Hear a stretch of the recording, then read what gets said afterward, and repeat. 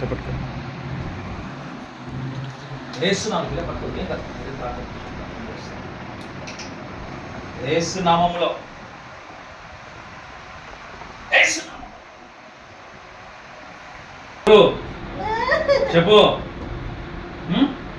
చెప్పు. అవును నువ్వు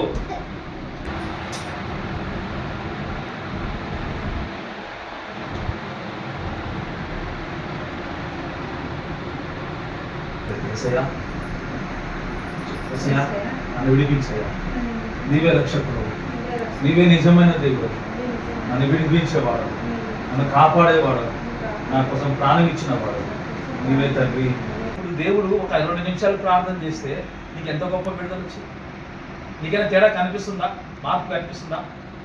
నిజంగా చెప్పు, అబద్ధం చెప్పు. నిజంగా నా ఫేస్లో కూడా చూడండి ఒకసారి వెళ్ళి, ఇంత సంతోషం కూడా కనిపిస్తుంది. ఇంతకుముందు ఎప్పుడు ఉన్నది ఫేస్లో, ఇప్పుడు ఎట్లు 100% తేడా కనిపిస్తుంది. చాలు. మరి ఎవరి వలనను రక్షణ కలుగదు.